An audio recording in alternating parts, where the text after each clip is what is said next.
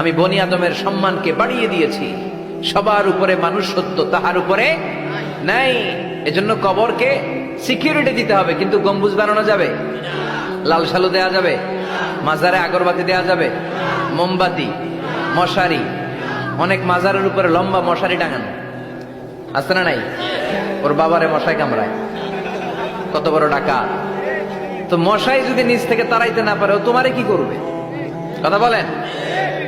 মশা তাড়াতে পারে না নিজের গা থেকে, তোমারে কি বাঁচাবে? দেখবেন যে লোকটা মাজারে মশারি দেয়, ওর বাবার ডেঙ্গু জ্বর, ওর বাপেরে মশাই খায়, ওর মারে মশাই খায়।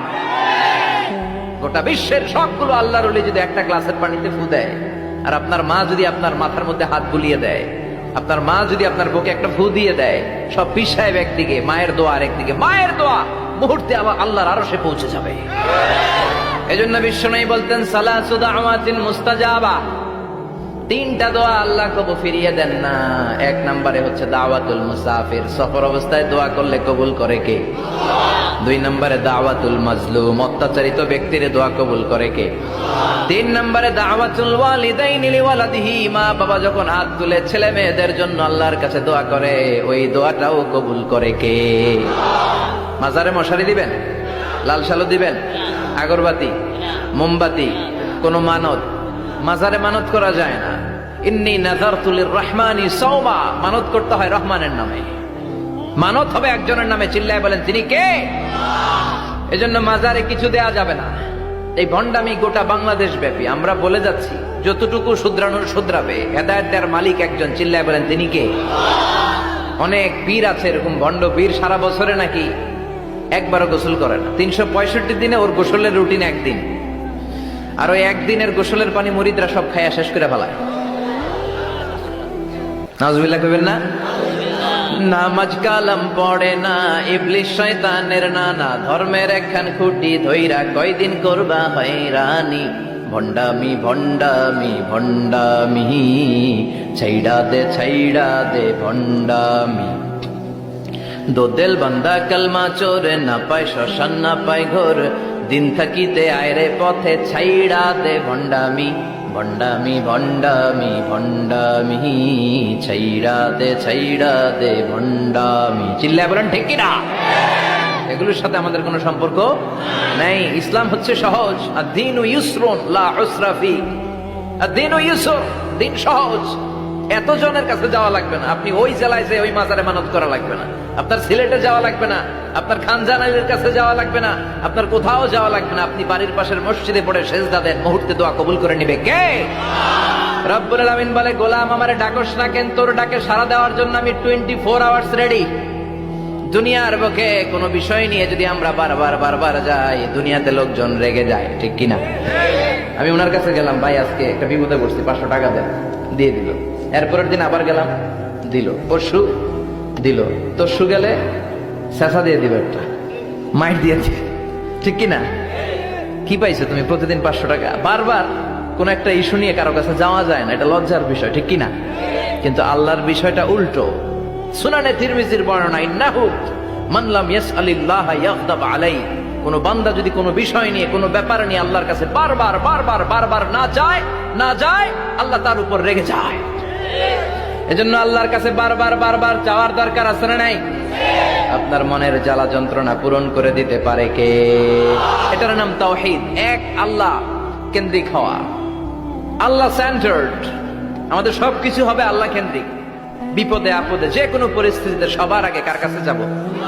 এটার নাম তাওহীদ, এটার নাম তাওহীদেরই মুর্শিদ আমার মুহাম্মাদের নাম বলো, মুহাম্মাদের নাম। আল্লাহর নাম জপলে বুঝতে পারি, আল্লাহরই কালাম বলো, মুহাম্মাদের নাম।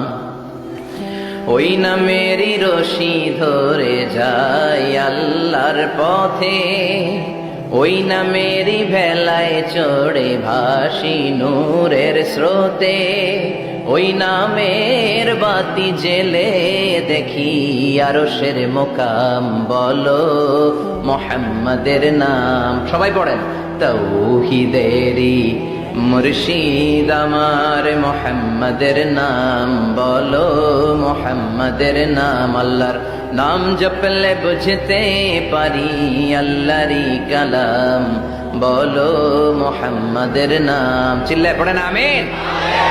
সব সময় বিপদে আপদে কার কাছে যাবেন? আপনার বিপদ দূর করতে পারে কে? আপনারে অসুস্থ থেকে সুস্থ বানায় দিতে পারে কে? মনের জ্বালা যন্ত্রণা মিটাতে পারে কে?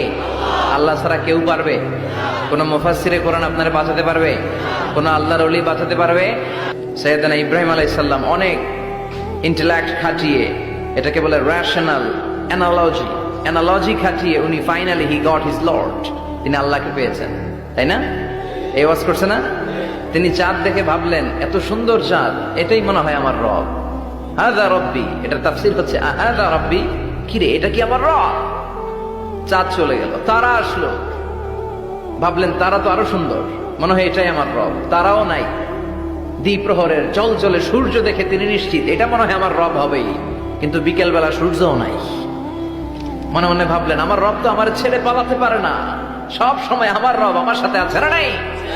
তখন তিনি বললেন ওয়াজ্জাহাতু ওয়াজহিয়া লিল্লাযী ফাতারাস সামাওয়াতি ওয়াল আরদা হানিফান ওয়া মা আনা মিনাল মুশরিকিন। এমন দিকে আমি মুখ ফিরালাম, আমি চাঁদের দিকে মুখ ফিরাই না, আমি তারার দিকে মুখ ফিরাই না, আমি দ্বিপ্রহরের জ্বলজ্বলে সূর্যের দিকেও মুখ ফিরাই না, আমি এমন রবের দিকে মুখ ফিরাই যিনি সব সময় থাকেন, সব কিছু দেখেন, তিনি সব করতে সক্ষম। চিল্লায় বলেন ঠিক কিনা?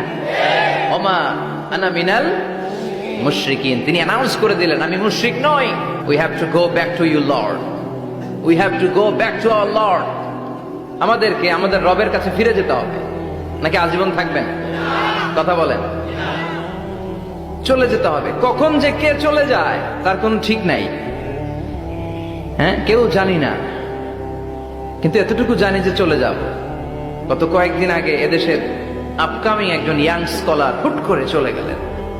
নাম শুনছেন? কি নাম? হ্যাঁ, শাহাদাত ফয়সাল।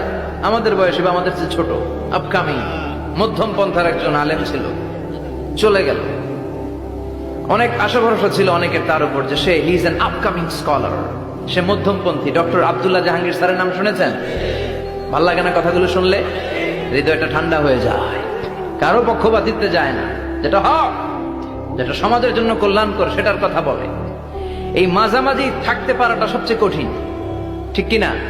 আল্লাহ বলেছেন ওয়াকাযালিকা জাআলনাকুম উম্মাতান ওয়াসাতান লিতাকুনু শুহাদা আলান নাস, তোমাদেরকে হতে হবে উম্মাতান ওয়াসাতান, মধ্যমপন্থী উম্মাত, মাঝামাঝি থাকতে হবে।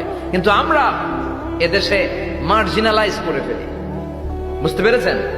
এক প্রান্তে চলে যাই। যারা চরমনায়ের মুরিদ অন্যদেরকে আর দেখা যাবে না, যারা শর্ষিনার মুরিদ এরাই সব, অন্যদিকে যাওয়া যাবে না। যারা জামাত ইসলাম অন্যদিকে আর যাওয়া যাবে না। যারা হেফাজতে ইসলাম অন্য কারোর মধ্যে আর হক নাই। যারা আহলে হাদিস এরা তো সব নিয়েই গেছে, সব হক সুন্নাহ এদের কাছে, কারো মুখের কোনো কথা এদের কাছে কোনো দাম নাই। আপনি যত হকের কথা বলেন এদের দলেই নাকি ঢুকতে হবে। তো আমার এই দেশে সুন্নি ভাইরা গালি দেয় আহলে হাদিস বলে, আবার আহলে হাদিসরা আমার গালি দেয় সুন্নি বলে। বুঝতে পেরেছেন? মাঝামাঝি থাকাটা এই বাংলাদেশে খুব কঠিন, কিন্তু আপনাকে মাঝামাঝি থাকতে হবে, আপনাকে ওয়াসাতিয়ার পদ্ধতিতে আসতে হবে। উম্মাতান ওয়াসাতা, মাঝামাঝি, মাঝামাঝি, ডানেও না বায়েও না, সিরাতুল মুস্তাকিমে ডান বাম নাই, এটা সোজা। এই রাস্তা একবার যদি উঠে যান এই রাস্তা শেষ হয়ে যাবে জান্নাতুল ফেরদাউসের ভিতরে। চিল্লায় বলেন ঠিক কিনা? এজন্য আমরা যেন মিডল পাথ ধরি, আমরা যেন কট্টর না হই, আমরা যেন মাঝামাঝি হই। আপনি তাবলিগ করতে পারেন, করেন, খুব ভালো।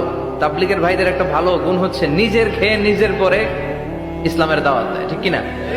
নিজের টাকা ভেঙে দাওয়াত দিচ্ছে, তো তাদের কারণে অনেকে কালিমা শিখছে, অনেকে নামাজ শিখছে, তাদেরও কন্ট্রিবিউশন আছে না নাই? তো যারা তাবলিগ করেন আপনি মনে করবেন না যে সব হক সব সত্য, শুধু আপনি হকের ডিলার এটা মনে করবেন না। সব সত্য হক এটা আপনার বাবার দাদার সম্পত্তি এটা মনে করবেন না। সব দলের মধ্যে হক থাকতে পারে, বরং সব দলের ভালো ভালো জিনিসগুলো নিয়ে নিজেকে সাজানো দরকার। কথা বলেন? জামাত ইসলামের মতো, হেফাজতে ইসলামের মতো আন্দোলনের স্পিরিট থাকতে হবে। চিল্লা এখন ঠিক কিনা? আমার সুন্নি ভাইদের মতো নবীর প্রেম অন্তরে থাকতে হবে। চিল্লা এখন ঠিক কিনা? তাবলিগের ভাইদের মতো হৃদয়ে ইখলাস থাকতে হবে। এই সবগুলোর সমন্বয় হচ্ছে ইসলাম, সবগুলোর সমন্বয় ইসলাম। এজন্য কখনো মনে করবেন না যে আমি একদল করি তার মানে অন্য সব দল মনে হয় বাতিল। ওগুলো মনে হয় মুসলমান না, ওগুলো আমার চোখেই ধরে না, এটা ঠিক